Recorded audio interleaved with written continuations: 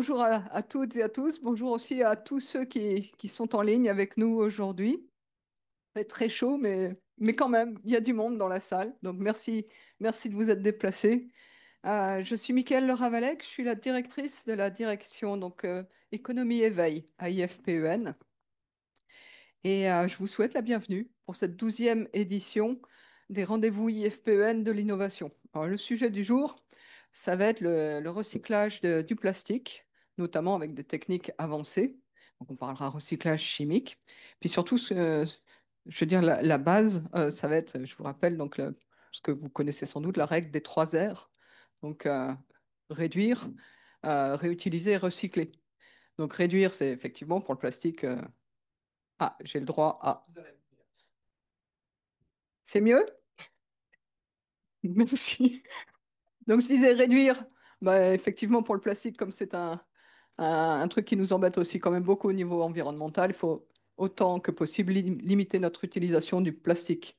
Réutiliser, bah, quand vous avez un objet en plastique, ne l'utilisez pas une fois pour le jeter juste après. Il faut maximiser l'utilisation de ces objets. Et puis, quand on ne peut plus les réutiliser, il reste le recyclage. C'est pour ça qu'on va en parler là aujourd'hui. Donc vous êtes près de 500 aujourd'hui, je dirais environ une bonne cinquantaine dans la salle, et puis donc tous les autres sont en ligne, donc c'est effectivement une grosse participation. Pourquoi? Ben, parce que le plastique, c'est aussi un sujet qui est extrêmement important, on en parle beaucoup, donc je ne suis pas surprise non plus d'avoir une telle audience aujourd'hui. Le plastique, effectivement, nous rend beaucoup de services, mais il pose des problèmes environnementaux. Donc avec nos invités que je vous présenterai dans un moment, nous verrons quels sont les défis pour mieux recycler et donc ainsi réduire nos déchets plastiques. Pour l'instant, c'est avec grand plaisir que je vais donner la parole donc à Pierre-Franck Chevet qui va dire quelques mots d'introduction. Merci Pierre-Franck. Bonjour à toutes et tous, ici et ailleurs. Euh, Tu as parlé c'est la 12e édition C'est des la rendez-vous douzième, ouais. ouais, des rendez-vous de l'innovation que IFPEN a lancé en 2019. On était, en ce qui concerne IFPEN, je dirais, à mi-transition, si je fais un résumé sauvage. Vous savez qu'on est les héritiers de l'Institut français du pétrole, sujet dont on va parler, hein, on va parler de dérivés du pétrole, là. On assume pleinement cette situation, mais on a transitionné à grande vitesse ces 10 dernières années. Juste un mot sur ce qu'on était en 2015, il y a 10 ans à peu près, on avait encore plus de 60% de l'activité dans les hydrocarbures. Cette année, cette année précisément, on est à 83% dans le vert. Donc il reste un talon d'hydrocarbures de à peu près 17%. Au passage, et donc en 2019, quand on lance, mon prédécesseur en l'occurrence lance ça, on est à mi-transition. Et je trouve que c'est une bonne idée. Plus on va vers des débats autour de la transition énergétique, et c'est notre rôle d'institut public de recherche de créer les conditions de l'information et du débat public sur les technologies qu'on veut déployer ou qu'on pense utile de déployer, pardon. Ça me paraît tout à fait essentiel. Et mon intention, c'est qu'on continue, parce que sur ces sujets-là, qui sont tout sauf simples, je pense qu'on le verra dans la discussion, bah, il faut qu'on discute, qu'on parle des visions des uns, des autres. Voilà, premier commentaire. Alors sur le fond du sujet d'aujourd'hui, tu as tout dit. Je le reformulerai en disant le plastique, que la question euh, qui nous, qui nous unit aujourd'hui, c'est le plastique est-il vraiment fantastique? C'est un clin d'œil. Les plus jeunes ne peuvent absolument pas comprendre ce que je raconte. C'est un clin d'œil. La réponse est non quand on considère notre consommation de plastique à l'échelle mondiale. On est plus, enfin, la réponse est oui, on est plutôt consommateur et de plus en plus consommateur en volume de plastique. On est, je crois, en production annuelle à peu près aujourd'hui à 300 millions de tonnes à l'échelle mondiale.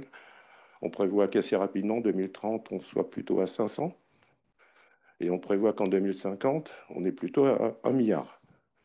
Donc si on l'aime pas, en tout cas, on donne pas ce sentiment quand on regarde notre consommation. Et en même temps, c'est un vrai problème parce qu'il y a une part non négligeable du plastique qui se retrouve dans l'environnement. C'est le premier problème et avec des impacts sur la faune notamment qui sont tout à fait renseignés et considérables. Donc il faut absolument faire quelque chose. Et puis il y a un deuxième aspect dont on parle moins, mais il est aussi important. Fabriquer des plastiques, consommer des plastiques, c'est consommer des hydrocarbures. Et donc en termes de souveraineté, en tout cas pour la France par exemple, plus généralement pour un certain nombre de pays européens, c'est en plus un vrai sujet. D'où le thème qui nous réunit aujourd'hui. Qu'est-ce qu'on peut faire d'intelligent? Effectivement, il y a la règle des 3 R, mais le premier R, réduire notre consommation, effectivement, il faut le faire, mais ça ne va pas résoudre tous les problèmes. Et puis, il y a d'autres sujets. On va parler beaucoup, évidemment, collecte, possibilité de recyclage plus ou moins avancé, le recyclage.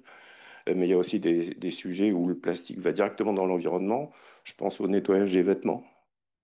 Concrètement, c'est un flux qui n'est pas négligeable et qui, pour l'instant, échappe à toute collecte ou mesure de mitigation quelque part. Donc, on y travaille d'ailleurs à IFPEN. Je ne sais pas si on aura l'occasion d'en donner les exemples de travaux que l'on mène pour éviter la pollution qui est liée au lavage, tout simplement des vêtements. C'est un sujet que j'ai découvert à un titre personnel. Je ne savais pas du tout que j'étais un émetteur direct de plastique dans l'environnement, mais nous le sommes tous. Donc voilà, c'est un très beau sujet. Je ne sais pas s'il va être polémique ou pas. Mais en tout cas, de toute façon, c'est un sujet qu'on partage tous et un enjeu qu'on partage tous. Donc voilà, le lieu est fait pour qu'on en discute et pour qu'on ne soit pas nécessairement d'accord sur tout. Voilà. Merci. Merci beaucoup, Pierre Fromm, pour cette introduction.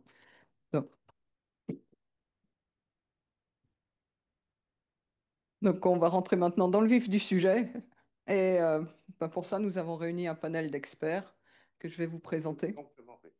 Tu peux, merci. Donc, je vais vous présenter, je disais, un panel d'experts. Alors, je vais commencer par vous dire qu'un de nos experts est en ligne.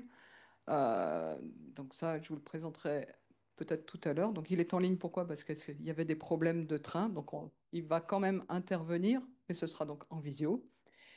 C'est Gilles Denler. Gilles Denler qui est directeur de recherche à l'IPC, le Centre technique et industriel de la plasturgie et des composites. Il nous apportera, lui, plutôt un éclairage sur les enjeux de réglementation, normalisation et donc tout ce qui concerne aussi la traçabilité. Je dois aussi vous annoncer que par rapport au programme, il y a une personne qui n'a pas pu venir. C'est Monsieur Christian Crépet pour des problèmes de santé. Donc, je m'excuse pour lui. Et on lui souhaite aussi bon courage pour récupérer. Euh, donc, la première personne qui ouvrira d'ailleurs la table ronde, je vous le donnerai, mais c'est pas tout de suite. Ce sera donc Madame Catherine Klein, qui est directrice générale de Valor Place. Et donc, elle nous parlera de la collecte et du tri des plastiques en France. Après, nous aurons donc Gilles Denler qui sera en ligne, mais juste après Gilles Denler, donc on aura un binôme constitué donc de Frédéric Feunier, qui est responsable du programme recyclage des plastiques à IFPEN. Et donc, Frédéric nous parlera des technologies qui sont développées à IFPEN dans le domaine du recyclage avancé. Et ensuite, nous avons Stéphane Fedou, qui est vice-président économie circulaire des plastiques chez Axens. Et donc, Stéphane nous expliquera un petit peu comment les technologies développées en recherche vont vers l'industrialisation et quels sont les défis que pose cette industrialisation aujourd'hui. Quelques mots également pour vous rappeler donc, le format de ce rendez-vous. Nous avons d'abord 1 heure qui est dédiée vraiment aux interventions de nos orateurs. Donc, ils ont environ un petit quart d'heure chacun. Et puis, donc, à la suite de cette heure, vous aurez une demi-heure pour poser des questions. Des questions donc, qui seront dans la salle ou en ligne également.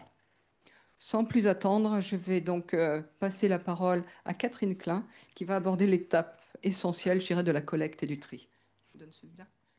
Merci beaucoup. Bonjour à tous. Donc, je suis Catherine Klein, je dirige Valorplast. Et Valorplast, c'est une société qui a été créée il y a 30 ans pour justement apporter des solutions dans le recyclage des emballages plastiques ménagers. Donc, on a vu qu'il y avait des solutions qui ont été apportées. Les emballages plastiques, ça représente à peu près 40% de notre consommation de pétrole pour fabriquer des produits.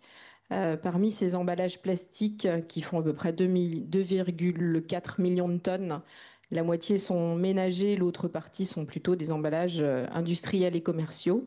Et donc Valeur Plast a été créé il y a 30 ans pour justement développer le recyclage, construire le recyclage de ces emballages plastiques et leur donner une seconde vie. Donc on incarne vraiment les solutions qui ont été mobilisées par l'industrie pour pouvoir construire des débouchés pérennes et trouver des solutions locales pour recycler les emballages plastiques que l'on met sur le marché. Les emballages plastiques aujourd'hui, ils sont recyclés à peu près à 40% à la hauteur de ce qui sort des centres de tri. Cette année, on est à la deuxième année où l'extension des consignes de tri à l'ensemble des emballages plastiques a été déployée dans l'ensemble de la France. Donc tout ça, ça s'est terminé, c'est en train de finir de se terminer dans le nord de la France.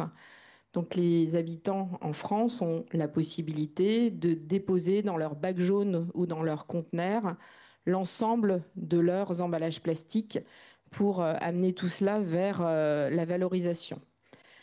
En 2024, ça va représenter environ 467 000 tonnes. Donc c'est pas négligeable et c'est une belle progression. Depuis qu'on a déployé l'extension, on progresse entre 8 et 12% pratiquement tous les ans en termes de quantité d'emballages qui sortent des centres de tri pour aller vers le recyclage. Donc ça, c'est vraiment la quantité qui sort du centre de tri et qui va vers une usine de régénération. Sur ces emballages que les gens déposent dans le bac jaune, à peu près 80% sont des emballages plastiques qui sont recyclables aujourd'hui. Donc on sait qu'on a une marge de manœuvre à peu près sur 20% sur lequel il faut travailler en réduction ou en éco-conception pour pouvoir les emmener vers une filière de recyclage. 65% sont sur des filières matures. Depuis 30 ans, on y travaille chez Valeur Plast avec toute l'équipe. On développe le recyclage, on recherche des débouchés avec la plus haute valeur ajoutée possible. Donc sur ces 65%, ce sont des filières matures de recyclage mécanique principalement. Elles vont concerner toutes les bouteilles et les flacons, une partie des pots et des barquettes, et puis une partie des films. Il y a 15% de plastique qui vont aller vers des filières qu'on appelle encore en développement, mais qui sont, enfin, l'année prochaine, ou en fin d'année, qui seront matures. Ce sont des filières notamment qui sont développées sur le recyclage mécanique, sur le polystyrène ou sur les films, pour reprendre tous les films, ceux en polypro et ceux en polyéthylène, mais qui vont déboucher. C'est du recyclage chimique cette fois-ci. Donc ça va démarrer avec 2 usines, celle de Total Energy et celle d'Indaver. Et puis les 20% qui restent, c'est ceux sur lesquels on a des travaux à faire et sur lesquels on travaille depuis longtemps maintenant avec des innovations dans le cadre du comité technique qui s'appelle le COTREB, dont je vous reparlerai tout à l'heure. Alors on sait qu'on n'est pas du tout à l'objectif, ça je vous l'accorde. PPWR et puis les directives européennes fixent un objectif de recyclage de 50% des emballages plastiques. Et comme entre-temps, on n'utilise plus la même méthode de comptabilisation, donc quand je vous disais qu'il y avait à peu près 40% qui sort pour aller vers le recyclage, quand on comptabilise, en fait, maintenant les règles ont changé. Et donc on comptabilise réellement les paillettes ou les granulés qui rentrent dans une boucle de transformation et qui vont vraiment redevenir du plastique. Donc quand on utilise cette nouvelle méthodologie de comptage, forcément on enlève les indésirables, on enlève l'humidité, on enlève les restes d'aliments qui peuvent rester dans les plastiques quand ils sortent des centres de tri. Et là on tombe à 25% de taux de recyclage. Donc là on voit qu'on n'est pas du tout à l'objectif. On n'a pas à rougir parce qu'on dit souvent que la France est le mauvais élève, mais la France est sûrement un des élèves qui compte avec le plus de points par faute, on va dire, comme quand on est à l'école. Une faute, moins 4. Et puis dans d'autres pays, on compte autrement. On peut compter entrée, centre de tri plutôt que sortant, etc. Donc la comptabilité n'est pas toujours exactement la bonne, ou la décote sur les quantités qui sortent des centres de tri ne sont pas les mêmes. Mais toujours est-il qu'il y a un gros saut à faire pour augmenter nos performances. Donc l'objectif, il est de recycler en 2030 55% des emballages plastiques. Donc le gap est ambitieux. Et puis l'objectif en 2030, c'est aussi d'avoir 100% des emballages qui sont recyclables. Donc il y a un travail à faire aussi au niveau de chacun des industriels pour s'atteler à concevoir des emballages qui vont pouvoir s'intégrer dans les filières de recyclage, que ce soit les filières de recyclage mécanique existantes ou les nouvelles filières de recyclage, recyclage avancé qui vont être mises sur pied d'ici cet objectif. Si je reviens à Valeur Plast, nous, on a orchestré à peu près la reprise des emballages plastiques auprès des collectivités locales, à peu près de la moitié de ce qui est captable en fait par Valeur Plast ou nos concurrents, nos confrères. On gère à peu près 50% des contrats avec les collectivités locales. Donc c'est quand même une part importante. On a recyclé à peu près 76% en France et 24% dans les proches pays européens. Donc vous retiendrez qu'on fait 0% au grand export. Donc ça, c'est un choix fort qui a été fait chez Valorplast de ne pas exporter nos déchets vers le grand export, mais de développer des capacités de recyclage pérennes sur le territoire ou dans les proches pays européens. Donc c'était vraiment un choix incarné fort. On s'est dit que le jour où les pays qui reçoivent ces produits pour une raison ou pour une autre fermeraient leurs portes, il ne faut pas qu'on soit bloqué, il faut qu'on assume de recycler sur notre territoire ce qu'on produit. Et donc, on a travaillé avec des industriels à garantir leurs approvisionnements pour qu'ils investissent sur notre territoire et qu'ils créent des débouchés pérennes.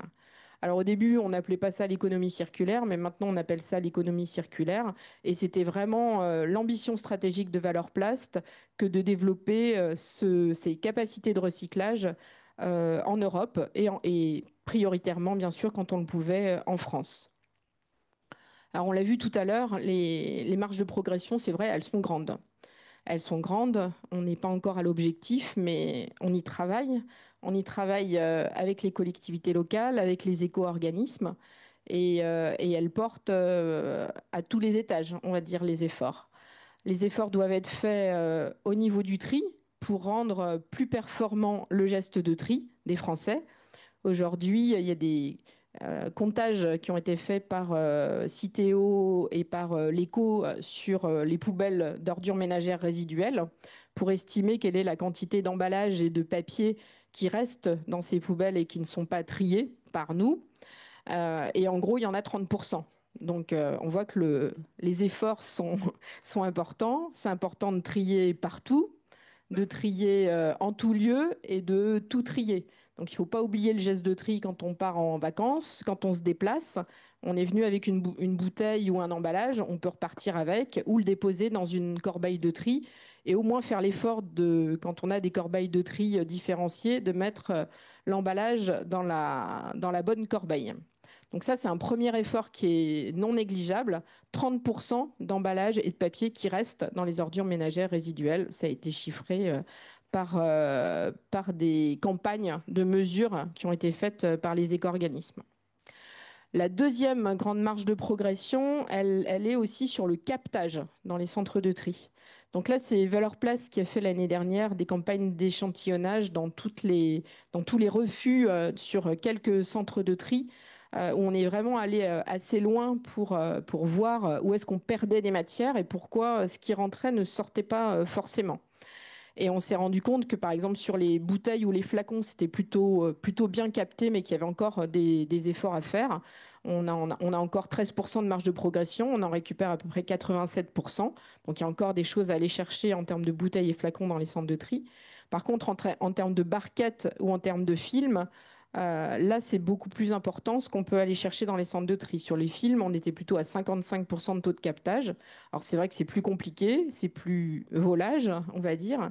Ça part plus facilement dans les différents équipements, c'est très léger. Et du coup, ça peut devenir vite de nombreux contaminants dans les autres matériaux, mais très léger à l'échelle d'un petit film en plastique. Donc, il y a vraiment des efforts à faire. Et sur les barquettes, là, on est à 35% de taux de captage qu'on peut encore gagner. On est à 65% de taux de captage qui va vers les usines de recyclage et 35% de performance à gagner. Donc, on sait que, un, on peut rendre le geste du tri de l'habitant plus performant. Deux, on doit travailler dans les centres de tri à mieux capter ce qui est déposé dans le bac jaune pour que ça sorte vraiment, pour que ça aille vers les bonnes filières de recyclage. Et puis enfin, on a aussi des marges de progression, comme je le disais tout à l'heure, dans tout ce qui était éco-conception et tout ce qui est R&D. Donc des projets de R&D, on en mène chez Valorplast quelques-uns. Alors on ne fait pas nous-mêmes la R&D, mais on est plutôt, on travaille dans des équipes. On a travaillé par exemple sur un projet qui s'appelle Circulet avec un opérateur de tri, puisque l'enjeu c'est de rendre les bouteilles de lait en PEHD recyclables pour pouvoir réintégrer du PEHD dans les bouteilles de lait en 2030. Et on doit en intégrer 30%. Donc aujourd'hui, le PEHD sorti du recyclage mécanique, il n'est pas forcément recyclable, il est plutôt recyclé dans d'autres types de produits. Et donc là, l'enjeu, c'était de faire retourner ce PEHD au retour au contact alimentaire.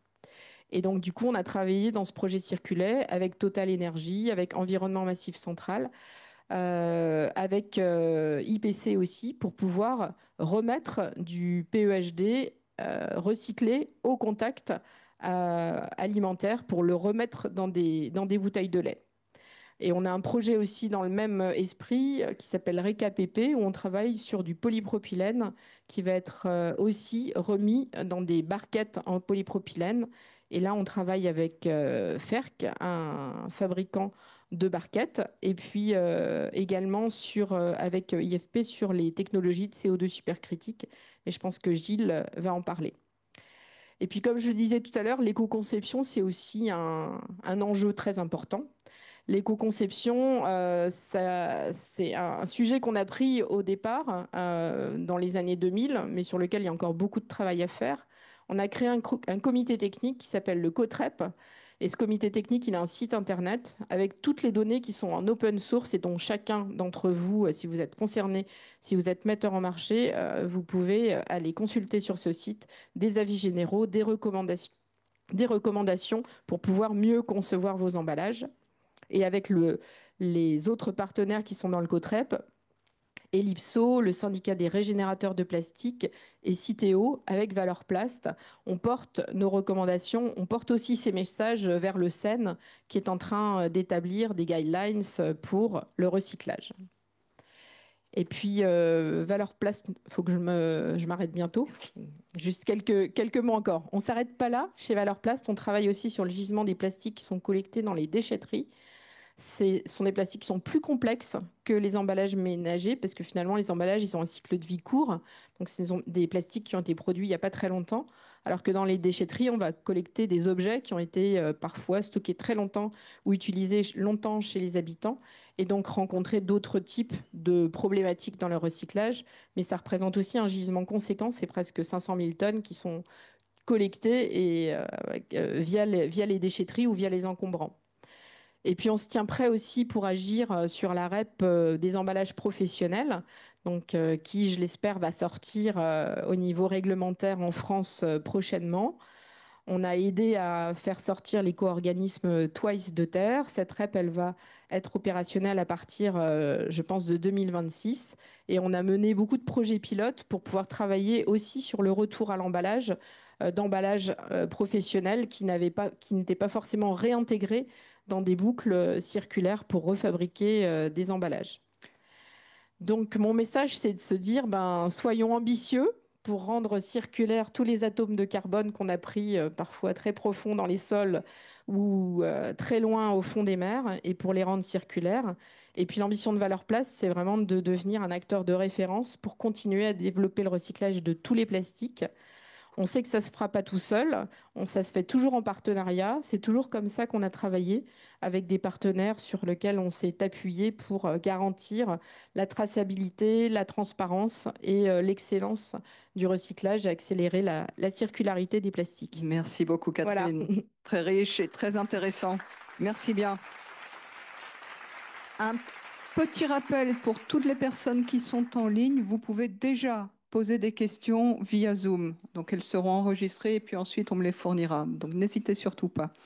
Nous allons passer au deuxième orateur qui est donc Gilles Denler, qui est en ligne. Et donc je me tourne vers le centre technique qui devrait normalement pouvoir projeter son écran rapidement. Donc, bonjour à toutes et à tous, et je voulais commencer par vous présenter toutes mes excuses pour mon absence, qui est complètement indépendante de ma volonté.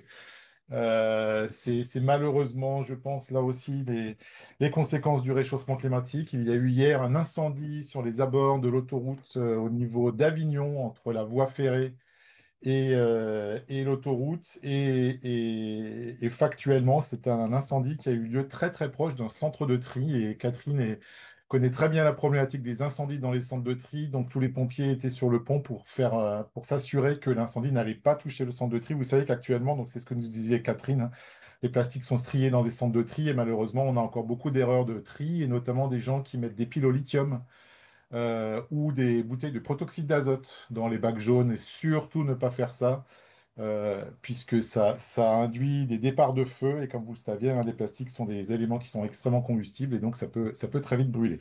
Donc merci beaucoup pour l'organisation, merci Michael pour l'invitation. Donc moi effectivement je travaille pour le Centre technique industriel de la plasturgie et des composites. Donc je ne sais pas si vous avez la vidéo, non toujours pas, hein. Toujours pas, non. Moi, bon bah écoutez. Donc nous sommes un centre technique, donc nous sommes notamment un percepteur de taxes, donc une taxe fiscale affectée qui ne fait pas budget, qui ne fait pas l'objet du budget de l'État, mais c'est une taxe qui est directement perçue auprès des fabricants d'objets en plastique. Alors elle est pas bien conséquente, cette taxe, elle est de 0,033%. Donc, mais ça nous permet à nous, IPC, de percevoir du budget pour organiser la R&D dans une profession, donc plasturgie et composite, qui est une profession qui est extrêmement égrenée. Il faut savoir que le cœur plasturgie, c'est environ 4000 entreprises. Sur les 4000, il y en a 2000 qui sont assujetties à cette taxe. Et sur les 2000, on a une taille moyenne de 35 personnes et une taille médiane de 10 personnes. Donc, c'est quand même des entreprises qui sont très souvent sous contrat de sous-traitance et qui ont des grandes difficultés à suivre l'innovation ou à générer de l'innovation puisqu'ils n'ont pas nécessairement le personnel qui est disponible pour ça. Donc notre métier à nous, c'est faire de la R&D mutualisée pour les industriels de la plasturgie, et notamment qui puissent répondre aux nouvelles réglementations et j'y viendrai. Donc nous sommes environ 200 personnes, nous travaillons sur 4 sites opérationnels qui sont distribués sur le territoire, donc 200 personnes entièrement dédiées à l'innovation dans le plastique et on a à peu près 70% de nos activités qui sont dédiées à l'économie circulaire. Alors, jusqu'à la fin des années 2010, l'innovation en plasturgie était quand même essentiellement une innovation qui était, on va dire, en tech push, c'est-à-dire qu'on était sur une innovation qui visait à développer des nouvelles technologies et ou des nouveaux produits, qui avaient des améliorations quant à la génération précédente et qu'on essayait de, donc une innovation qui est en pleine mutation actuellement et c'est une innovation qui est plutôt tirée par la demande réglementaire, c'est-à-dire que nous avons des réglementations qui sont extrêmement ambitieuses depuis maintenant, on va dire 2018-2019, et c'est des innovations donc, qui demandent aux industriels de pouvoir s'adapter très rapidement et faire des modifications sur leurs produits. Alors, j'avais emmené avec moi, bon, il est devant moi sur mon bureau, un exemple. Vous avez peut-être chez vous à la maison. C'est l'exemple d'une bouteille. Ah, je vois qu'il y a un problème technique toujours. Non, non. Non, d'accord, pas de problème technique. Donc je continue. Donc la fameuse bouteille d'eau minérale ou de soda que vous avez à la maison, vous avez probablement remarqué que depuis quelques temps, vous avez un bouchon qui s'appelle un bouchon solidaire. Donc c'est le bouchon qui est attaché directement à la bouteille. Alors certaines associations qui avaient pour habitude de récupérer ces bouchons, bah, le regrettent fortement puisqu'elles n'ont plus les bouchons à recycler. Mais par contre, si le bouchon est attaché aux bouteilles, pour une très bonne raison. C'est lorsque le bouchon est directement solidaire de la bouteille, eh bien, il est capté, comme le disait Catherine tout à l'heure, hein, dans les centres de tri. Et lorsqu'on va récupérer dans un centre de recyclage un bouchon sur une bouteille, on sait les séparer. Donc, on sait séparer le bouchon de la bouteille, on sait trier les plastiques. Et vu que c'est des plastiques qui ne sont pas identiques entre le bouchon et la bouteille, on sait beaucoup mieux gérer ces flux-là, alors que si le bouchon n'est pas solidaire, il est au fond de votre sac jaune, et ben là, généralement, il est perdu puisqu'il est trop petit pour être capté en centre de tri. Donc ça, c'est une réglementation qui s'appelle la réglementation SUP, Single Use Plastic, qui a été générée à la fin des années 2010 et qui continue à être mise en place, et notamment une réglementation de la directive SUP qui a été mise en force au 1er janvier 2025, qui est l'obligation d'incorporer 25% de plastique recyclé dans les bouteilles, donc typiquement bouteilles d'eau minérale et ou bouteilles de soda. Donc ça aussi, on va en reparler. Oui, donc j'étais sur l'incorporation de PET recyclé dans les bouteilles. Donc je vais y revenir tout à l'heure, puisqu'on s'attendait quand même à une forte demande de PET recyclé, notamment issue du territoire européen, puisque c'est une réglementation européenne. Et on va peut-être en parler lors des discussions. C'est pas exactement ce qui s'est passé, ou du moins pas à la hauteur de ce qu'attendait le marché européen. Et on a constaté qu'en fait, au final, le PET, et notamment le PET recyclé, avait tendance à venir de régions géographiques plus ou moins lointaines et donc que la poussée réglementaire n'a pas nécessairement bénéficié à l'économie locale. Et vous savez que lorsqu'on parle d'économie circulaire, on essaye de faire les boucles les plus courtes possibles, c'est-à-dire aller récupérer des ressources, notamment des ressources de matières secondaires, plutôt localement qu'à l'autre bout du monde. En termes de réglementation, alors Catherine nous a beaucoup parlé de l'emballage. Alors il faut savoir donc que dans le cadre de l'emballage, on est sur ce qu'on appelle une REP, une responsabilité élargie du producteur. Donc 1992 ou 1993, hein, Catherine, je crois, pour la REP emballage ménager, qui est une REP européenne. 92 et puis création d'éco-emballage à l'époque et de Valeur Plast. Valeur Plast qui a été créé par Plastics Europe et Ellipso à l'époque.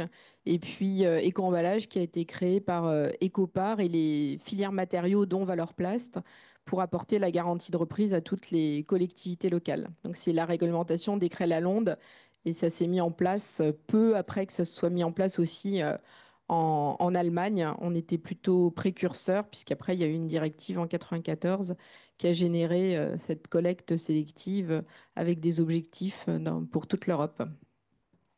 Et merci Catherine, et comme tu l'as mentionné tout à l'heure, hein, l'emballage autant ménager et industriel représente à peu près 40% des volumes de plastique transformés en France. Il faut savoir que depuis la loi AGEC, donc là on est en 2020, en février 2020, une nouvelle loi, mais ça c'est une loi française, a induit la création de toute une série de nouvelles REP qui maintenant, hein, nous évaluons à peu près 95% du plastique transformé en France, donc on est proche des 5 millions de tonnes, sont couverts par des REP.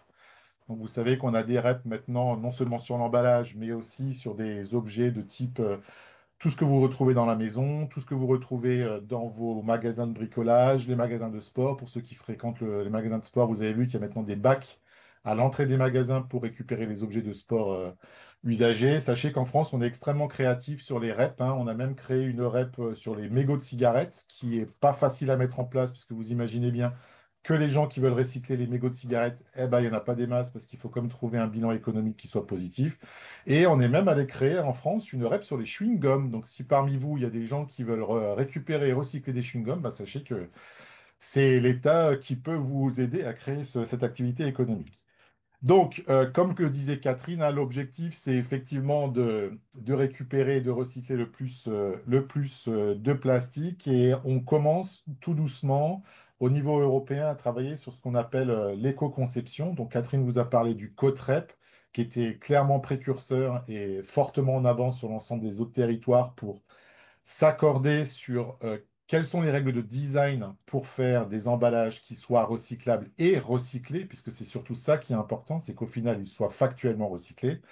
Bah, les règles sont actuellement très différentes d'un pays à l'autre, et même dans certains pays, typiquement les pays qui sont fédéralisés comme l'Allemagne, les règles sont différentes d'une région à l'autre.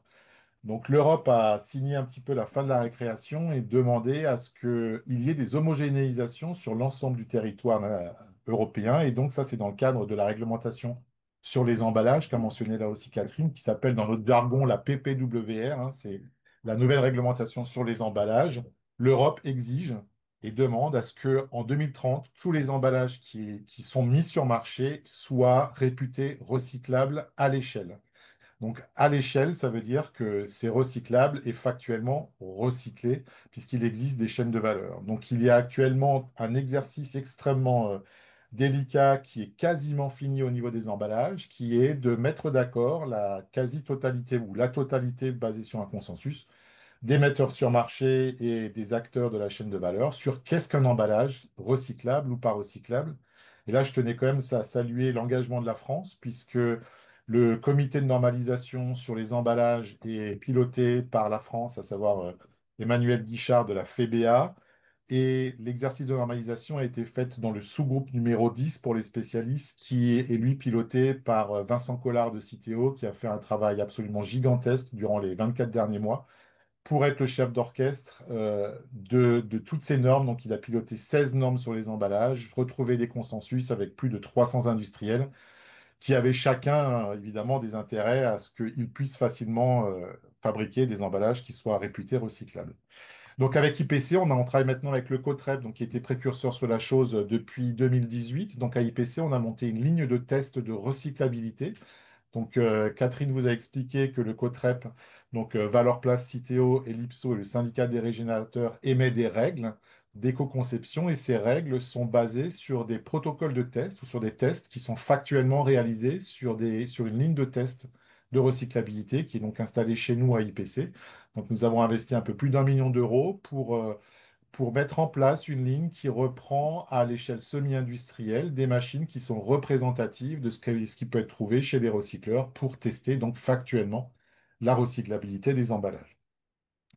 Donc, je voulais aussi parler de cette notion de traçabilité qui est absolument fondamentale, et notamment lorsqu'on essaye de lancer ou d'entretenir des industriels qui sont déjà opérationnels et qui sont susceptibles de répondre fortement à la réglementation en termes de volume de plastique recyclé.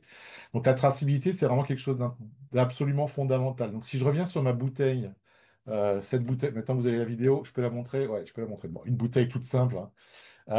Donc, c'est une bouteille qui doit maintenant contenir 25% de plastique recyclé. Là, la question, c'est comment on est capable de le garantir. Donc, c'est une réglementation du moins, une question à laquelle nous avons voulu répondre en collaboration avec le LNE, donc le Laboratoire national d'essai. En 2021, nous avons lancé une certification qui a pour objectif d'aller auditer les fabricants d'emballages, par exemple, pour aller vérifier que factuellement, ils mettent bien la quantité de plastique recyclé dans les objets, la quantité qu'ils annoncent, hein, puisqu'à l'époque, il n'y avait pas d'obligation. Donc, c'est quelque chose une certification qui marche de plus en plus. Le marché est en train de suivre, du moins de répondre à cette demande de vérification. Mais nous avons actuellement un problème, et je vais finir sur ce sujet-là, un problème qui est non négligeable, c'est-à-dire que lorsque nous allons auditer un plasturgiste qui met bien 25% de plastique recyclé, donc on va aller vérifier son stock, et son stock, d'un côté, on a la matière vierge, d'un autre côté, on a la matière recyclée, et sur laquelle, typiquement, on a un big bag, hein, il y a marqué plastique recyclé. Maintenant, la question qu'on se pose, c'est est-ce que la personne qui a vendu, ou du moins l'entreprise qui a vendu la matière recyclée au plasturgiste, eh ben, elle a factuellement vendu ou pas de la matière recyclée au plasturgiste. Alors sur le territoire français, on n'est pas du tout méfiant puisqu'on a déjà là aussi des certifications de recycleurs. Donc il y a deux ou trois certifications, la NF 558 qui est portée par l'AFNOR à la demande du syndicat des régénérateurs qui assure bien la traçabilité de la matière. Donc quelqu'un qui achète une matière NF 558, il est sûr qu'elle soit bien recyclée. On a deux autres certifications de recycleurs qui s'appellent le Certeplast et Recyclas. Mais lorsqu'on achète de la matière recyclée d'un pays notamment extra-européen, la question se pose. Et nous sommes actuellement en train de travailler notamment avec l'IFPEN, hein, et je salue les équipes de Frédéric Fabre et de Thierry Gauthier, par exemple, avec qui nous travaillons étroitement, sur la thématique des codes douaniers. Donc il faut savoir qu'actuellement, lorsque vous achetez de la matière, typiquement, je reviens sur ma bouteille, ça c'est du PET, hein, lorsqu'on achète du PET dans un pays qui est lointain, on va dire, bah, sachez qu'il n'y a pas de code douanier spécifique pour la matière recyclée. Donc la matière est vendue comme étant du PET, est importée comme étant du PET, et en gros, bah, c'est le vendeur qui va décider si c'est de la matière recyclée ou pas. Il n'y a pas moyen de tracer l'information puisqu'on n'a pas de code douanier. Et ce qu'il faut savoir aussi, c'est que par rapport à la réglementation dont je vous ai parlé tout à l'heure, hein, vu qu'il y a une très forte demande en matière recyclée et que le recyclage, bah, ça a un coût économique aussi, actuellement, le PET recyclé contact alimentaire coûte, à la louche, hein, Catherine, tu me corrigeras si j'ai une bêtise, mais on va dire à peu près 50% plus cher plus 60% qu'un PET vierge. Donc évidemment, certains fabricants de PET vierge de l'autre bout du monde ont tendance à vendre un PET vierge comme étant un PET recyclé lorsqu'il va passer une frontière. Donc il va faire un premium de 50%. et on ne peut pas vérifier l'information. Donc actuellement, nous travaillons sur un protocole de test qui va être capable de distinguer un PET vierge d'un PET recyclé. Et ce protocole de test est nécessaire puisque il y a la profession qui a demandé à la Commission européenne la création de codes douaniers spécifiques pour les matières recyclées de type polyester en PET. Et la Commission européenne dit, bah, écoutez, on est d'accord, mais il nous faut absolument être sûr que les deux choses pour lesquelles vous demandez les codes douaniers soient distinguables. Lorsqu'on veut distinguer une pomme d'une banane, bah, c'est simple, hein, le douanier, quand il ouvre le conteneur, il peut voir la différence. Sur un PET, c'est beaucoup plus complexe. Donc il faut des protocoles et nous y travaillons actuellement avec l'IFPEN et je m'arrêterai là pour l'instant. Merci beaucoup. Merci beaucoup. Merci Gilles, merci beaucoup pour tous ces éléments. Nous allons donc laisser maintenant la parole au binôme, à savoir donc Frédéric et Stéphane, qui vont nous parler recherche et puis ensuite donc industrialisation. Oui, merci. Bonjour à toutes et tous. Donc, Frédéric Feunier, je suis en charge du programme recyclage plastique à IFPEN. Donc, à IFPEN, on travaille sur le recyclage avancé pour traiter les plastiques complexes, hein, qui représentent la majorité des déchets plastiques à gérer. C'est à peu près 90%. Les 10% restants étant des plastiques qui peuvent et qui doivent aller, hein, au recyclage mécanique. Alors, qu'est-ce qu'un plastique complexe? Pour faire simple, quelque part, c'est un polymère, mais qui a été additivé, pour lui donner des fonctionnalités d'usage. Et en fonction des usages, bah, il y a différents additifs. Alors, ça peut être des plastifiants, ça peut être des retardateurs de flamme, ça peut être des colorants, des pigments, c'est tout un ensemble. Et le but du recyclage avancé, c'est d'éliminer ces éléments pour essayer de revenir au polymère brut, de manière à ce qu'il puisse être réutilisé, donc remis en forme pour différents usages. Donc c'est ça l'enjeu principal du recyclage avancé.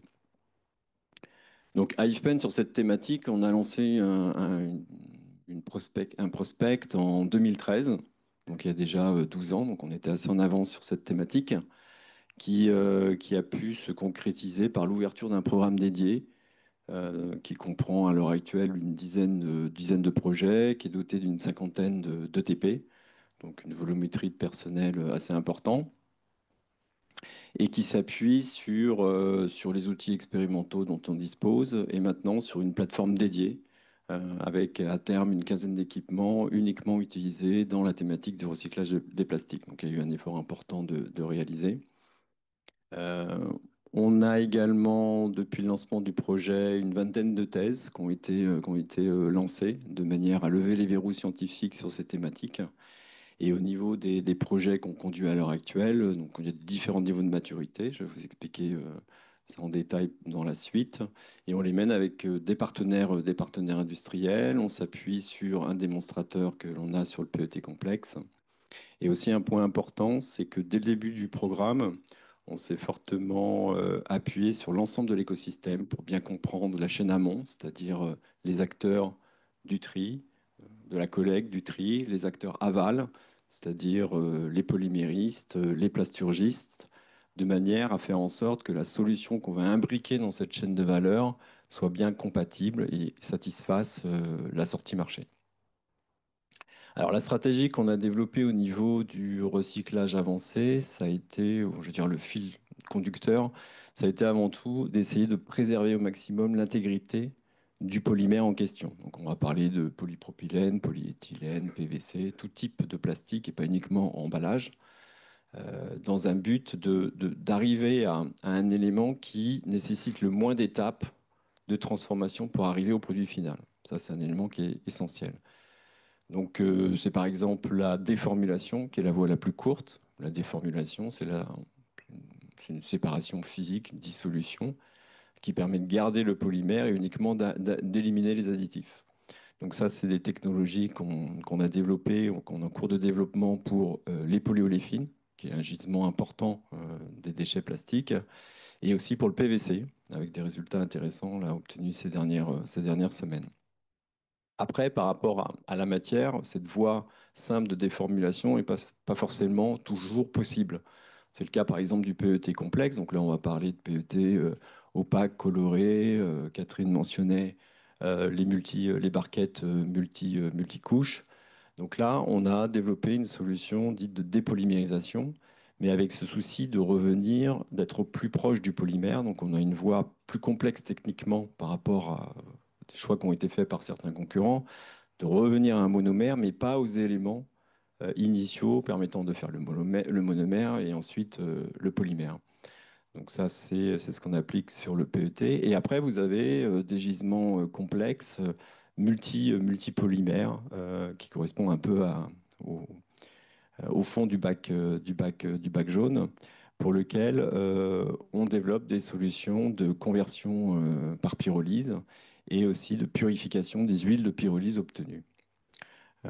Donc ça, c'est des projets qui sont assez avancés. C'est le cas aussi pour les pneus. Les pneus que vous avez, la grosse thématique, c'est que là, on a un élastomère qui est thermodurcissable. Donc on comprend bien que ça va être difficile de le récupérer, d'autant plus qu'il est intimement lié avec des renforçants, avec du noir de carbone, avec de la silice. Donc là, il faut vraiment faire de la déréticulation, donc craquer les molécules pour libérer la matière, pour pouvoir valoriser les éléments constitutifs. Donc au niveau de l'avancement de nos projets, je dirais qu'on a une technologie qui est prête pour le PET complexe, opaque coloré, et Stéphane nous en parlera. On a des projets industriels en cours et un démonstrateur au Japon avec un partenaire, Geplan. On a aussi des technologies prêtes pour la pyrolyse et l'upgrading des huiles de pyrolyse, qui va adresser à l'heure actuelle le gisement des polyoléfines. D'ici 2026, on va finir le développement de voies de déformulation des polyoléfines. Ça, c'est un pas important. Ce sera une étape importante dans le programme. Et également sur le recyclage des pneus. Et à échéance un peu plus lointaine, je dirais à 2-3 ans, on pense finir le développement du recyclage du PVC, et en particulier le PVC souple. Et là, il y a un vrai enjeu. Hein. Le PVC, c'est issu de la construction. Et on hérite de PVC du passé avec des éléments qui maintenant sont interdits. Donc là, on voit bien qu'il y a un décalage de phase hein, par rapport à ce qu'on peut connaître sur les plastiques actuels et les plastiques dits hérités. Et on a lancé une instruction l'année dernière avec des premières preuves de concept pour traiter le textile. Là, on va parler de textiles multifibres, donc qui vont contenir des polyesters, des polyamines, des polyuréthanes. Et là, il y a un vrai enjeu de préparation de charge, de défilage et de ségrégation de ces différents fils. Et c'est ce à quoi on va s'atteler dans les prochaines années. Donc voilà un petit peu pour donner la ligne conductrice et la stratégie d'IFPEN sur le recyclage des plastiques, les aspects techniques. Mais on voit bien que sur les technologies qui sont prêtes chez nous à l'heure actuelle, il y a d'autres freins que les freins techniques qui vont être plutôt des... On voit que l'émergence de ces projets à l'heure actuelle se heurte à un manque de réglementation, et je finirai par ce point-là. Donc ça a fait l'objet d'un position paper qui a été établi par IFPEN en fin d'année dernière, qui explique voilà, quelque part les 5 éléments clés qui manquent à l'heure actuelle pour faire émerger les technologies de recyclage avancées qui sont matures. Et surtout le fait que chacun de ces points doivent être euh, traités ensemble et pas séparément. Donc, j'en citerai 3 qui me semblent importants pour comprendre finalement comment l'écosystème peut être mis en place. Clairement, et ça a été dit précédemment, il y a un besoin d'étendre l'obligation de pourcentage de matériaux recyclés dans les différents plastiques au-delà du packaging, hein, qui a été le sujet principal de la discussion jusqu'à présent. Et ça pose le problème que Gilles mentionnait, donc on travaille dessus pour mesurer, trouver les marqueurs et trouver les méthodes analytiques pour mesurer le contenu de plastique recyclé. Clairement, également, avoir un mode de comptage et d'attribution de la matière recyclée qui favorise, je dirais, les voies vertueuses, c'est-à-dire les voies polymère vers polymère. Et également, il y a un vrai sujet auquel on se heurte à l'heure actuelle, c'est le statut de sortie de déchets. Euh, Quand on récupère la matière du tri, on a déjà des gisements qui sont des produits, hein, qui sont bien ségrégés en types de polymères, qui ont des hautes puretés, des hautes teneurs. On parle de 95% de polyéléphine.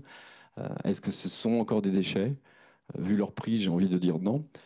Mais tout ça, à l'heure actuelle, sont des cadres réglementaires qu'il faut clarifier et qui sont des vrais freins à l'heure actuelle d'implantation de technologies sur des sites existants. Voilà, j'ai fini mon intervention, je te laisse la parole, Stéphane.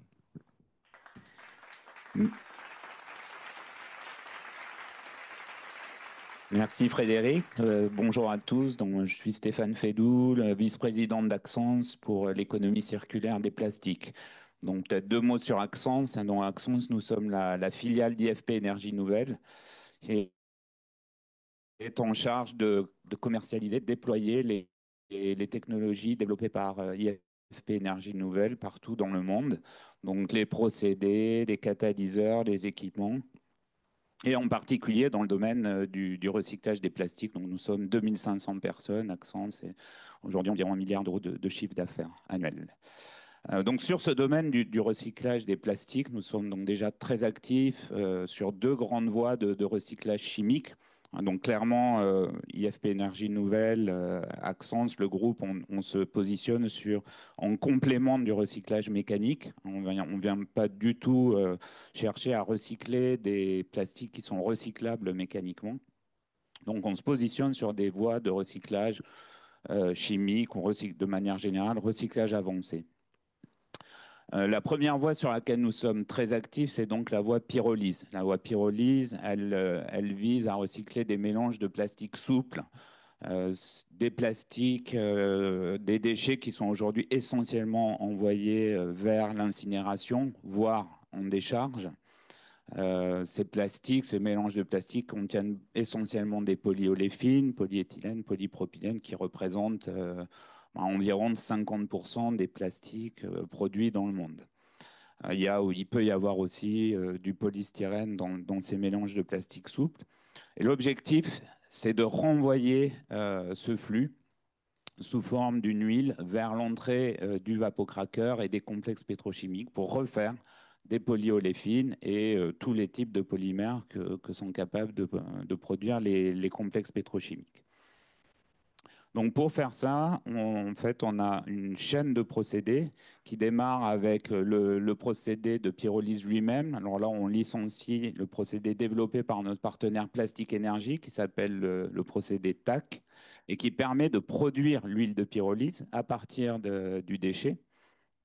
Par contre, cette huile de pyrolyse, elle contient encore pas mal de contaminants, des composés chlorés, azotés, des métaux qu'il faut enlever avant de pouvoir repartir vers le vapocraqueur. Et donc pour ça, le groupe a développé un procédé qui s'appelle Rewind Mix pour purifier ces huiles de pyrolyse et reproduire l'équivalent d'un naphta pétrochimique, mais recyclé, donc pour pouvoir faire la boucle complète.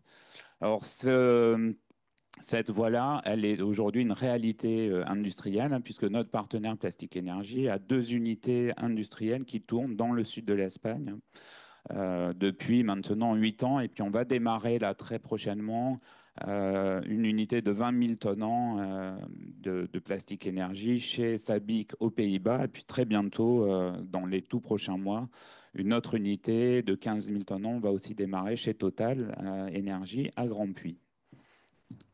Donc il y a une deuxième voie sur laquelle on est très actif, déjà commercialement et dans pas mal de régions du monde, c'est le recyclage du PET.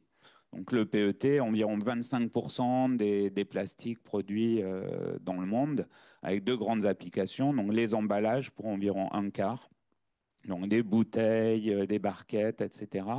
Et puis pour environ trois quarts du PET, la grande application, c'est le polyester pour le textile. Et d'ailleurs, un autre chiffre très impressionnant à propos du polyester, c'est que le polyester représente aujourd'hui près de 60% de l'industrie du textile, des fibres utilisées dans l'industrie du textile, et ça ne cesse d'augmenter. Donc, d'où l'importance de savoir recycler ce polyester, y compris quand il est sous forme textile. Donc là, nous agissons en tant que fournisseur de technologie, donc de la technologie Rewind PET qui a été développée par le groupe avec notre partenaire japonais.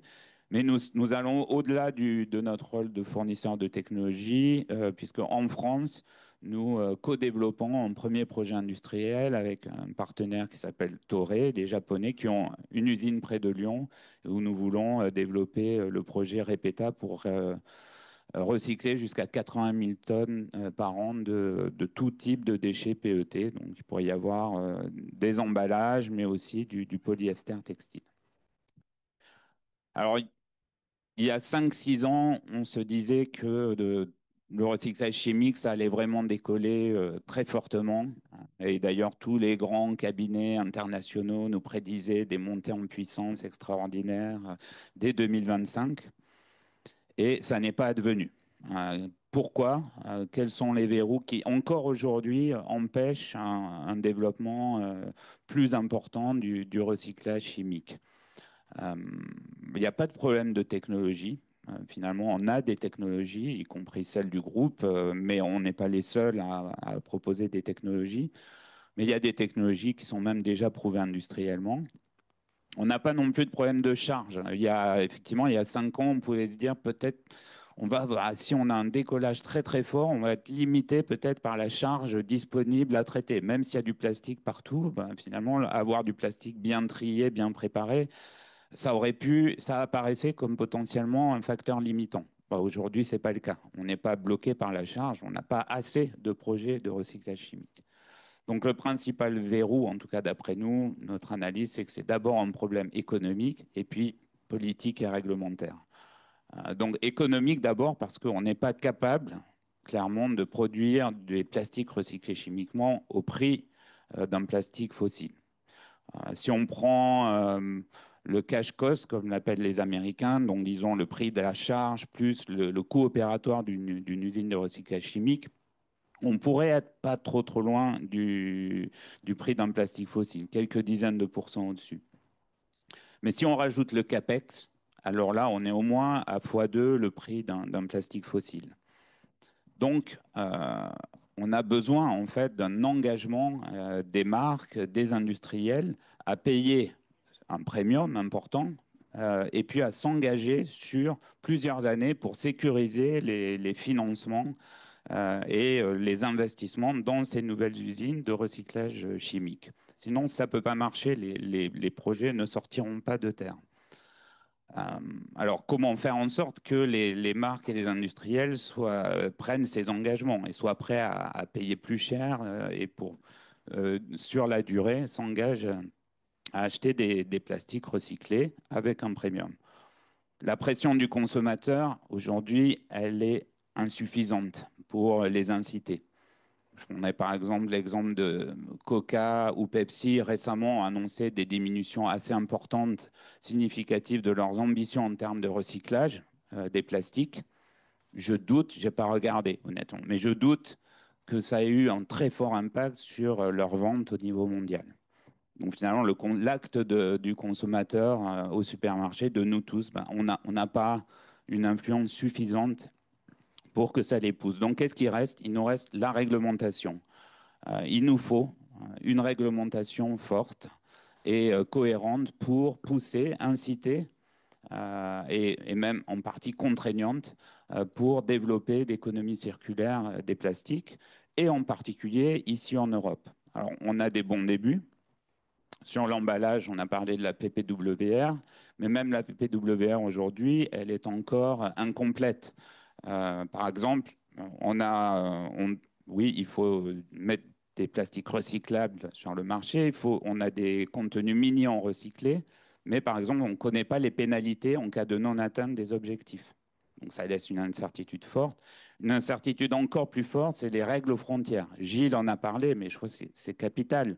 Aujourd'hui, on a des impositions et des objectifs en termes de contenu minimum en recyclé dans les emballages plastiques qu'on mettra sur le marché en Europe.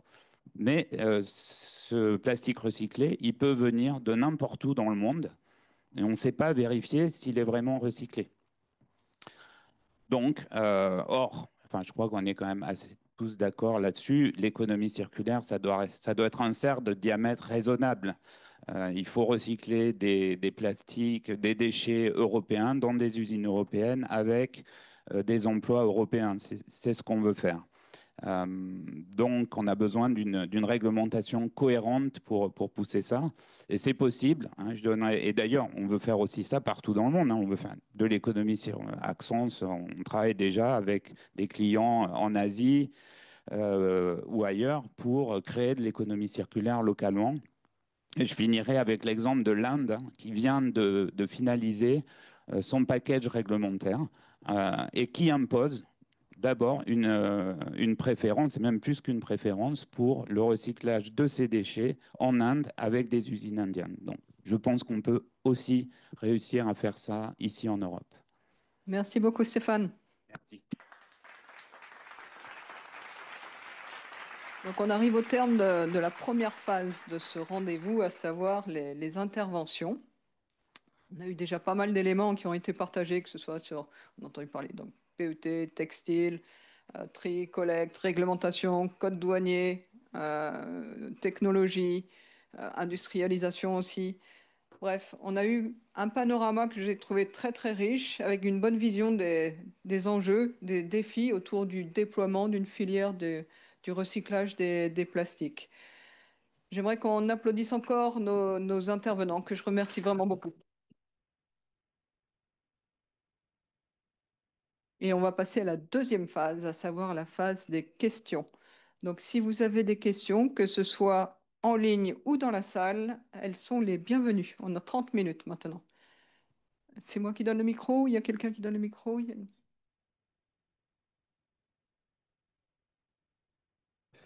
Bonjour. Bonjour Thierry Gosset, Sarpi Veolia. Euh, Ce marché du recyclage des plastiques, ça fait bien longtemps qu'on se connaît pour les uns que les autres et on le pratique depuis quelques années.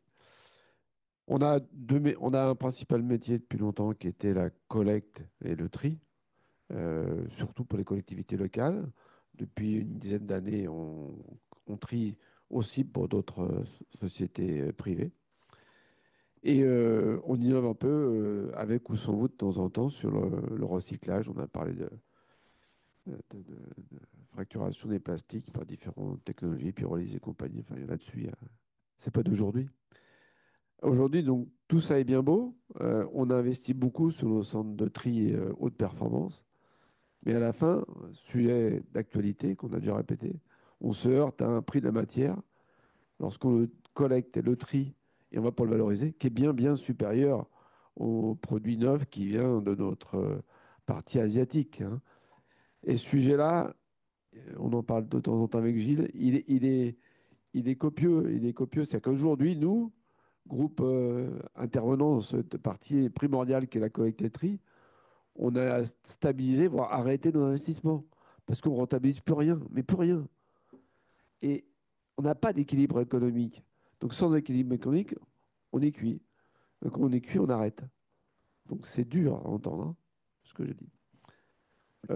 Et aujourd'hui, je ne vois pas de solution à court terme, sauf la réglementation. On n'arrête pas d'en parler, mais elle se fait attendre depuis longtemps. Hein. Hier, j'étais au congrès de la FNAD, je suis représentant de l'Europe. On en parle. Hein. Ça fait combien d'années qu'on en parle? Quand on investit quelque chose, que rien n'arrive, on ne peut pas, nous, industriels, attendre pour faire nos business plans, on ne peut pas attendre longtemps. On a fait pareil sur les piles et batteries. On a beaucoup investi sur les recyclages des batteries depuis longtemps. On a l'unique usine qu'on vient de déployer dans la France sur cette activité-là. Ça fait 10 ans qu'on le fait. On attend toujours les batteries, parce que les batteries, elles sont longues à revenir. Tant mieux, elles durent plus longtemps. Et la technologie évolue. Donc, l'équation économique de ce métier est très difficile. Est très, très difficile. Je vous remercie, monsieur, pour votre témoignage. Est-ce que vous Et surtout, pourriez... remarque, quand on s'intéresse au plastique, il y a un petit sujet dont on ne parle pas aujourd'hui, ce n'est pas le lieu, il s'appelle les PFAS, qui nous perturbe beaucoup, beaucoup l'activité quotidienne. Ces produits perfluorés dans les plastiques qu'on va retrouver après dans l'environnement va nous inciter certainement à revoir un peu quelques compositions sur les plastiques, sur quelques familles de catalyseurs.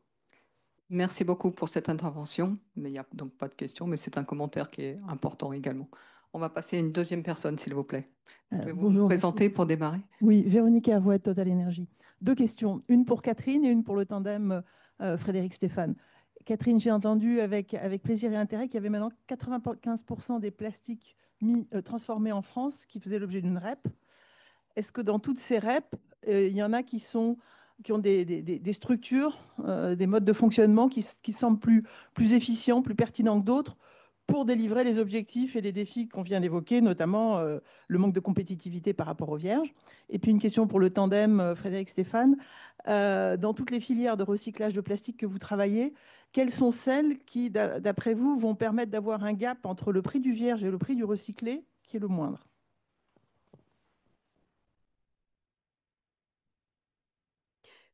Je peux répondre peut-être sur l'efficacité des Allez-y. REP. La plus ancienne, c'est celle sur les emballages ménagers. Je l'ai expliqué, les marges de progression. Elles sont au niveau du tri. Et le tri, il est vrai pour toutes les REP, en fait. Parce que toutes les REP ont besoin que les consommateurs sortent, enfin, plutôt les gens qui ont utilisé les objets ou les emballages, eh ben, trient correctement ou sortent les objets de leur cave ou de leur grenier pour aller les déposer au bon endroit pour que ce soit recyclé derrière. Dans la filière emballage, on va dire qu'il y a globalement beaucoup de plastique, donc c'est organisé dans le centre de tri pour que le plastique sorte. On a encore des marges de progression à faire, mais ça s'organise. Dans les autres REP, la difficulté, c'est que le plastique, c'est pas toujours le matériau prioritaire. On va voir que dans la REP mobilier, le matériau prioritaire, ça va être le bois. Donc c'est vrai qu'il y a beaucoup d'efforts qui ont été faits pour sortir et valoriser les matériaux majoritaires, pas toujours les plastiques. Donc maintenant, ça commence à se mettre en œuvre, mais souvent, ce n'est pas la majorité du matériau. Et souvent, le plastique, pour l'emmener vers le recyclage et avoir une équation économique comme on le voyait tout à l'heure, c'est plus difficile que de le mettre en CSR et d'aller en faire un combustible solide de récupération avec un bon rendement. Donc on voit que l'enjeu, il est vraiment là, d'aller correctement trier. Quand les plastiques sont séparés par les consommateurs, apportés dans les déchetteries, il faut que ce soit bien organisé.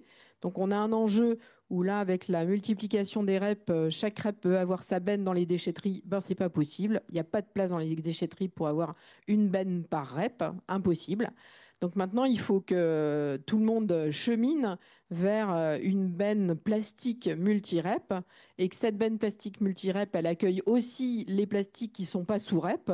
Il y en a, nous, on a fait les estimations, on est allé compter, hein, on sort tous les plastiques qui sont dans la benne, on sépare, on ségrègue, ça fait entre 20 et 30 catégories. On regarde quel type de plastique qui compose l'objet. Parfois, il y en a plusieurs. Et on regarde à quel REP il appartient. Et on sait qu'il y en a effectivement à peu près entre 10 et 15% qui sont encore des plastiques qui ne sont pas dans des REP. Tout le reste, c'est couvert par des REP. Et maintenant, il faut aller mobiliser ces REP pour qu'on arrive à faire un vrai tri efficace et qu'on amène ça vers le recyclage. Et c'est ce qu'on fait dans les projets qu'on a sur les plastiques de déchetterie.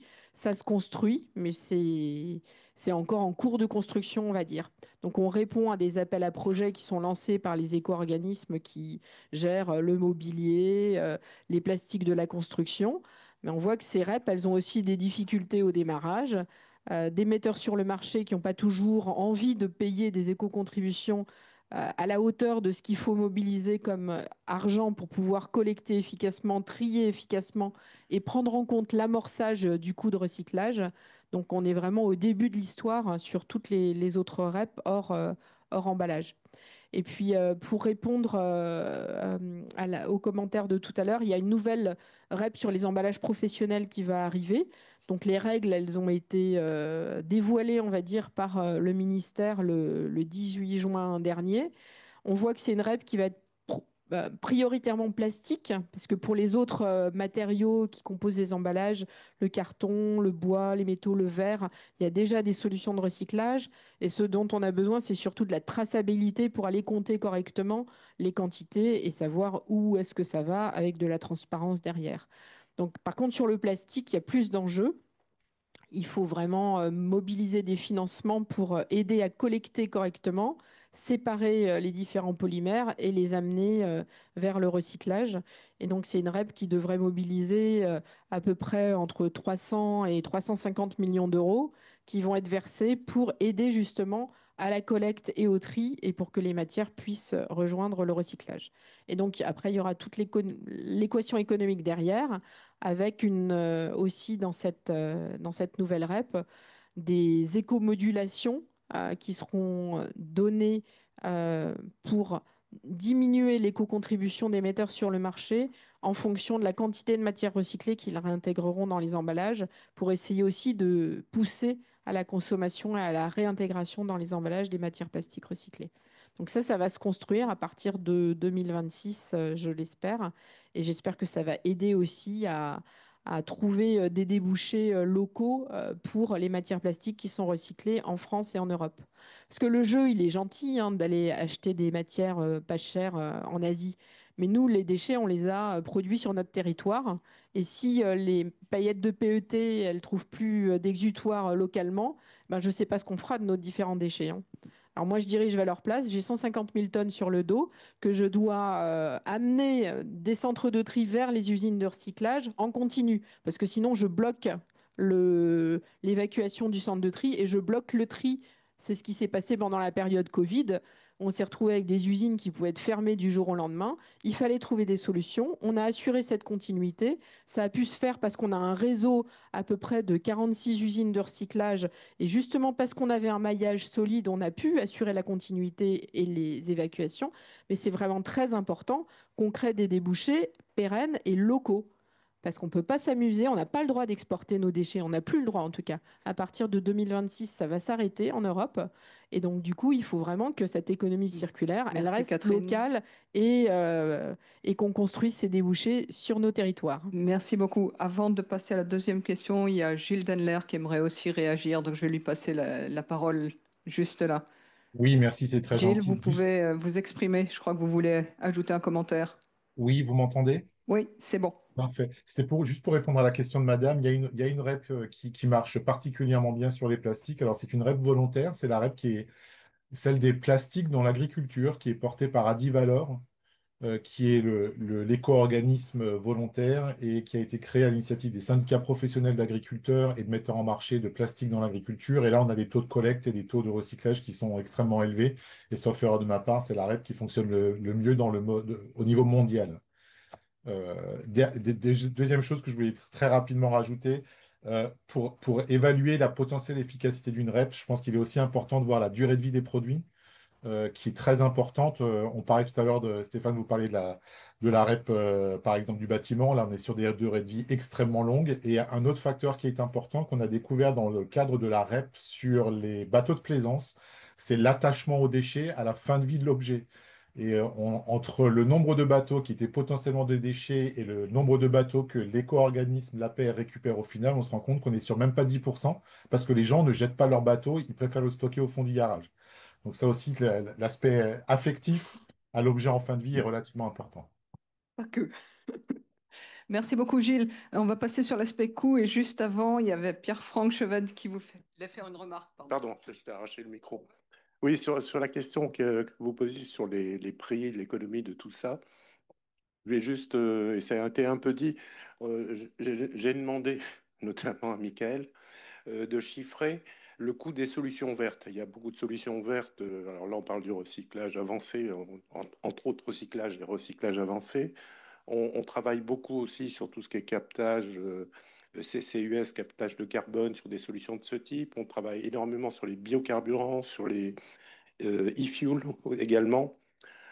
Et j'ai demandé à Mickaël de me donner l'addition. Et ce qu'on constate, alors quelques chiffres que je voulais partager avec vous, on sort du sujet précis d'aujourd'hui, mais c'est important parce que la question que vous posez, elle se pose pour toutes les solutions de transition énergétique et écologique. Entre un ciment actuel et un ciment décarboné, nous, on a fait le chiffrage en mettant du captage. C'est plus 75%. Entre l'acier normal, l'acier décarboné, toujours à solution captage, il y a d'autres solutions. Je ne suis pas sûr qu'un soit moins cher d'ailleurs. On est à 25, plus 25%. On vient de parler des recyclages notamment avancés. J'ai entendu le facteur 2. Stéphane énonçait le facteur 2, c'est bien l'estimation. Et si je vous parle biocarburant, entre un carburant détaxé, aujourd'hui c'est 1 € le litre. Ceux qu'on a à la pompe, c'est 2 € le litre, un peu moins. Donc, je parle de coût, hein. Et on ne voit pas la différence, nous consommateurs, parce que finalement on a détaxé en tant que contribuable, entre guillemets. Les biocarburants de deuxième génération sur lesquels on travaille également, c'est à peu près 3 euros le litre. Et les e-fuels, c'est au moins 5 euros. Alors ces chiffres sont des chiffres. Simplement la question, alors évidemment on peut se chamailler au sein des filières pour se dire c'est la faute à l'autre si ça n'avance pas. En général on tombe sur l'État en disant, ou sur les États en disant c'est la faute à la réglementation. Mais je crois que derrière on a un problème plus profond. Parce qu'à la fin, il ne faut pas se leurrer, l'argent de l'État c'est le nôtre. Et toujours celui qui paye à la fin, c'est soit nous contribuables, soit nous consommateurs. Donc la question de comment on paye tout ça, et de l'acceptabilité sociale, enfin économique en l'occurrence, est une vraie question. Je n'ai pas la réponse. Merci beaucoup, Pierre-Franck. Et je repars alors, cette fois sur Stéphane et Frédéric. Oui, donc sur la question de Véronique Hervouette sur les différences de coûts hein, entre les différentes voies, bon, tendanciellement, ce qu'on peut dire, c'est que plus la boucle est courte et plus le coût devrait être faible. En tout cas, voilà, c'est plutôt ça la tendance. Mais en fait, ensuite, ce n'est pas le seul facteur. Sinon, on dirait bon, il n'y a qu'à faire que des boucles courtes.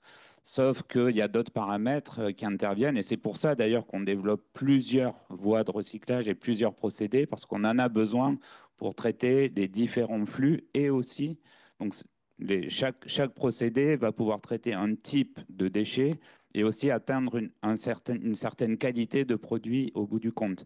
Par exemple, sur les polyoléfines, on développe effectivement la voie par déformulation, mais là, on va plutôt s'attaquer à des plastiques polyoléfines rigides, par exemple, et typiquement venir en complément du recyclage mécanique. Mais on va avoir probablement du mal, même si on ne l'exclut pas, à atteindre le contact alimentaire. Et donc, la voie pyrolyse qui est souvent un peu décriée, mais en fait, elle est beaucoup plus flexible. Elle permet d'aller traiter tous les mélanges de plastique quasiment, et notamment les mélanges de plastique souple dont on ne sait que faire, et de revenir au contact alimentaire. Donc effectivement, elle est un peu plus longue, elle est un peu plus chère aussi, mais par contre, elle va permettre d'atteindre, de compléter ce que peuvent faire les autres voies de recyclage mécanique et de recyclage avancé en voie plus courte. J'ai un complément à faire sur l'histoire du coût. Moi, je vais être optimiste. C'est-à-dire qu'à l'heure actuelle, les technologies qui sont prêtes, il faut qu'elles marchent. Donc, c'est les premières générations. Si vous regardez tout le développement des technologies, la courbe d'évolution, c'est une réduction euh, des coûts lors de la deuxième génération parce que on a pris de l'overdesign pour être sûr que ça marche. Avec les premiers retours industriels, on va pouvoir optimiser, donc réduire les coûts des générations à venir. Le deuxième élément pour moi sur cette notion de coût, c'est qu'à l'heure actuelle, on fait face à une distorsion de concurrence. C'est-à-dire que si on se compare par rapport aux fossiles, on a des usines qui sont amorties, qui existent et qui sont massifiées. Là, on est en train de créer une filière sur des technologies donc première génération, plus coûteuses, et aussi sur des flux qui sont certes existants, mais qui ne sont pas non plus à des échelles de celles du fossile. Mais si on initie la pompe, c'est-à-dire dès qu'on aura des premiers projets de recyclage, forcément, ça va entraîner la chaîne amont, c'est-à-dire la collecte, le tri, et on va pouvoir arriver au niveau de maturité qui permettront de réduire les coûts des projets. Donc, la photo à l'instant T, ce n'est pas forcément celle qu'il y aura dans quelques années, une fois que l'écosystème sera mis en place. C'est ça que je veux dire. Après, pour répondre à la question des PFAS, on pourra en discuter peut-être à la pause. On a une thèse qu'on lance avec l'IPC, avec Gilles, hein, sur l'identification des PFAS dans les plastiques. Je vais prendre maintenant des questions en ligne un peu pour leur donner aussi l'opportunité de poser leurs questions. Donc, il y a une première question qui concerne les difficultés de recyclage des plastiques et notamment la problématique de l'assurabilité des sites de tri et collecte et de recyclage également. Donc, je ne sais pas qui peut répondre à cette question-là. Est-ce qu'il y a un sujet sur l'assurabilité de ces sites, que ce soit tri-collecte ou recyclage? Alors, je suis Je pense que peut-être que notre collègue de Serpi pourra plus répondre que moi. C'est vrai qu'aujourd'hui, ben, le problème de l'assurance, il est lié à tous ces sites qui prennent feu Feu, en justement. ce moment. Pas forcément à cause des plastiques d'ailleurs, parce que le feu, il peut être déclenché par un courant de Foucault. Il peut être déclenché au niveau des papiers cartons. Mais c'est vrai que on a un vrai effort à faire dans la conception et surtout dans comment dire, dans la présence, la détection et la présence de rondiers dans les équipes parce qu'on se retrouve avec ces problèmes de batterie au lithium ou de batterie tout court dans les flux parce que les habitants pensent bien faire et donc ils mettent tout ce qu'ils pensent qui peut se recycler dans le bac jaune et quand ça se retrouve derrière, même si c'est juste une brosse à dents électrique ou autre, quand ça se retrouve derrière mélangé à tout le reste, ben, ça peut avoir de la fermentation et ça peut prendre feu, effectivement. Donc, c'est un vrai sujet, en tout cas, à prendre en compte nationalement. Vous avez vu le feu du centre de tri de Paris 17 qui a eu lieu il y a quelques semaines. C'était quand même assez impressionnant. Ça a flambé jusqu'au milieu de la nuit. On voyait ça à 15 km. Et voilà, c'est vrai que c'est un vrai enjeu pour toute la filière. Merci. Une deuxième question, peut-être plutôt pour Frédéric et Stéphane, mais n'hésitez pas à rebondir. Ah, pardon. Oui, Allez-y. je vais compléter les remarques Merci. de Madame Klein. Les centres de tri, de tout temps, ça a toujours brûlé, hein. Bon, donc, c'est un métier dangereux, donc il faut le prévenir. Pour ça, il y a des moyens de détection et extinction qui existent, il faut les mettre. Ça a un coût, mais si on veut être assuré, il faut mieux le faire. Après, effectivement, depuis quelques années, la filière piles et batteries, ça a amené quelques sujets nouveaux. Il suffit de pas grand-chose. C'est pas comme les batteries pour les cigarettes, hein. C'est quand même plutôt les batteries de vélo, choses comme ça. Ça peut faire très mal. Après, il y a d'autres sujets. Je répète, on en brûle un ou deux par an dans la profession. Il y a les petits galets de chlore de piscine, vous savez, les oxydants. Enfin, globalement, tout ce qui est oxydation possible entre un oxydant de poisson, un galet de décalé de chlore et puis de l'organique qui est à côté. Donc il faut sortir tout ça. Il faut simplement que le geste à l'origine, désolé encore, on revient sur le citoyen, il sache ce qu'il fait. Et quand on ne sait pas ce qu'on fait, ben, on fait des bêtises. Et c'est pas fini. Les petites batteries, on en met maintenant de plus en plus chargées, avec des voltages de plus en plus élevés. Donc le risque, il est grave. Donc si on ne fait pas de l'information du citoyen, et je pense que chez les particuliers, moi j'ai toujours prêché qu'il faut avoir une collecte, un moment ou un autre, ou des postes de collecte plus proches. Il faut que tout ce qui est batterie soit maintenant mieux collecté qu'avant. Notre monde de demain sera un peu, surtout en France, sur une base électrique. Donc il est temps de mettre en place une collecte et pas laisser le citoyen se balader avec ses batteries par un peu partout. OK. Merci. Je passe à la deuxième question donc en ligne qui concerne cette fois-ci comment dire, l'impact environnemental. Est-ce que, il y a eu des études d'impact environnemental pour les techniques de recyclage chimique et les techniques de recyclage mécanique? Je pense donc donner la parole à Frédéric. Oui, ça c'est un élément d'aide à la décision, hein, pour le choix des voies. Donc il y a des éléments techniques, économiques et surtout ACV euh, au début de nos instructions.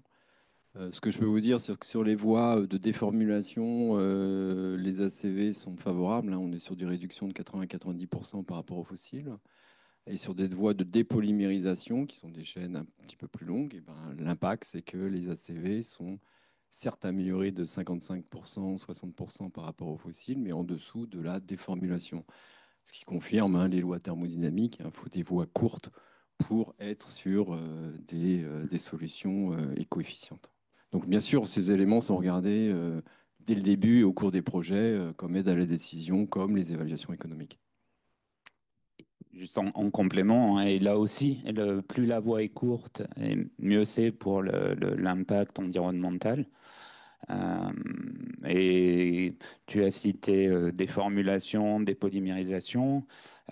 Sur la voie pyrolyse qui est la plus longue, on a quand même des résultats qui s'améliorent fortement. Aujourd'hui, ce n'était pas le cas il y a encore quelques années. On passe en dessous du vierge sans l'incinération évitée en termes d'impact CO2 pour la voie pyrolyse. Donc un naphta pétrochimique, un naphta recyclé, on est capable de montrer que ça émet moins de CO2 que la production d'un naphta pétrochimique. Et ensuite, effectivement, la voie pyrolyse, elle a du sens uniquement si on vient prendre du plastique qui aujourd'hui part à l'incinération ou à la décharge, hein, clairement. Et là, eh ben, par rapport à l'incinération, là, on divise l'impact CO2 par au moins 2 grâce à la pyrolyse parce que bah, simplement, hein, on garde le carbone dans le plastique et on le fait tourner au lieu de le brûler. Donc là, on a un impact intéressant dans ce cas-là de la voie pyrolyse aussi. Je vais passer à la salle cette fois. C'est un commentaire ou... Un commentaire sur ce qui vient d'être dit, c'est qu'en fait, en plus, on est aidé par le fait que la production de pétrole dégrade davantage, enfin, émet plus de CO2 que ce qui avait été calculé dans les bases de données précédentes, en particulier, puisque ça relargue énormément de méthane dans l'environnement. Et en prenant en compte ces effets-là, on voit bien que la production de plastique vierge est en fait plus mauvaise que ce qui avait été estimé dans les données précédentes. Moi, je voulais poser aussi une question. Euh, je voulais savoir si finalement on opérait à la bonne échelle. On est un peu. Est-ce que finalement, il ne faudrait pas accélérer aussi nos développements à l'échelle européenne, donc avec des enjeux européens sur le plastique mis au marché européen, aussi sur les facteurs d'échelle. On voit bien effectivement, si on fait un calcul du PET en euros constants, dans les années 60, où c'était produit ces unités à 20 000 tonnes, ça valait à peu près 3,2 euros la tonne. Aujourd'hui, sur des unités à 500 000 tonnes ou à 400 000 tonnes, on est effectivement à moins de 800 euros la tonne. Est-ce que finalement, on opère à la bonne échelle ou est-ce qu'il ne faudrait pas que tous les acteurs de la chaîne de valeur, que ce soit les REP, les collecteurs, les trieurs, on accélère avec les États membres, en tout cas ceux qui veulent collaborer ensemble? Oui, je suis Bruno Langlois, pardon, je travaille avec Petcor et Carbios. Qui prend la question? Je peux essayer de démarrer sur l'échelle. Enfin, ce qu'on voit sur les projets industriels qui essayent de se monter, en tout cas côté recyclage chimique, hein, et donc du PET ou la voie pyrolyse notamment en Europe, il y a toujours la recherche du compromis entre centraliser fortement, mais du coup, on va en essayant d'avoir un effet d'échelle, effectivement, mais du coup, on doit transporter beaucoup de déchets vers l'usine centralisée, ou bien décentraliser par exemple la production d'huile de pyrolyse, et puis ensuite transporter de l'huile de pyrolyse qui est un liquide, qui est plus facile à transporter. Donc là, aujourd'hui, je dirais que tous les deux modèles sont encore sur la table et à chaque fois, c'est des grandes discussions pour trouver le bon compromis. Euh, Nous, enfin, côté Axons, on a aujourd'hui des études sur des projets des deux types. Et je pense il faut qu'ils se complètent. Peut-être un autre point aussi, c'est on pense côté Axons, et on le voit, hein, que économiquement aussi, si on réussit à utiliser les assets existants, et donc les complexes pétrochimiques, notamment les vapocrackers, mais aussi les usines de production de PET qui existent, et de se raccrocher à ces assets pour faire du recyclage, on y gagne à tout point de vue. On y gagne d'un point de vue économique, en coût de production, et puis on va peut-être aussi sauver des emplois européens dans ces usines. C'est le cas, enfin, c'est le cas avec tous les projets de recyclage. On voit que la pétrochimie européenne, elle n'est quand même pas en grande forme. Et certainement, on peut espérer que le recyclage et l'économie circulaire des plastiques, ça puisse contribuer à maintenir et puis les emplois et en développer d'autres dans la partie amont. Le temps passe, je prends une dernière question en ligne.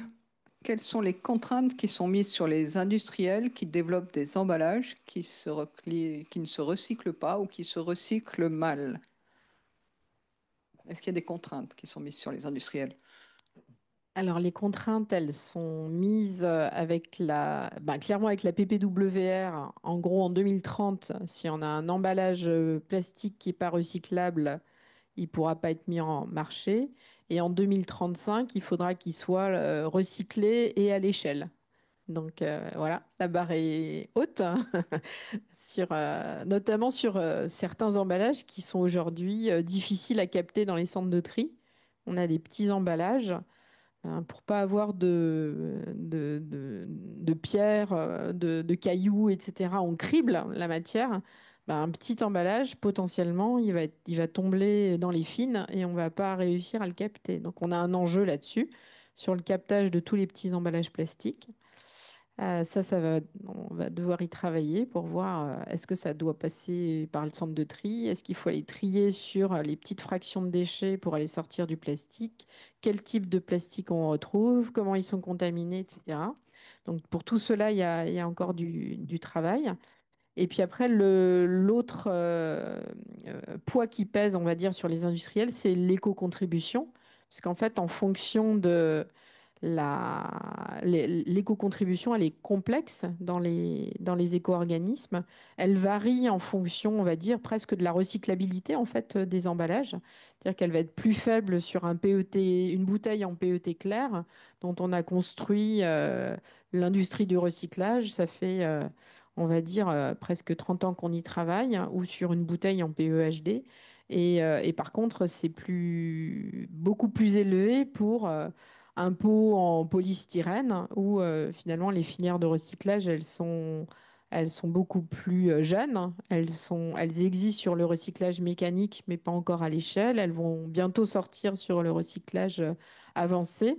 Donc là, du coup, l'éco-contribution est plus élevée. Et puis, du coup, forcément, ça va influencer aussi le metteur en marché dans la conception de ces emballages. C'est pour ça qu'on a fait le COTREP. C'est pour ça qu'il y a des outils d'aide à l'éco-conception des emballages qui sont proposés par les éco-organismes.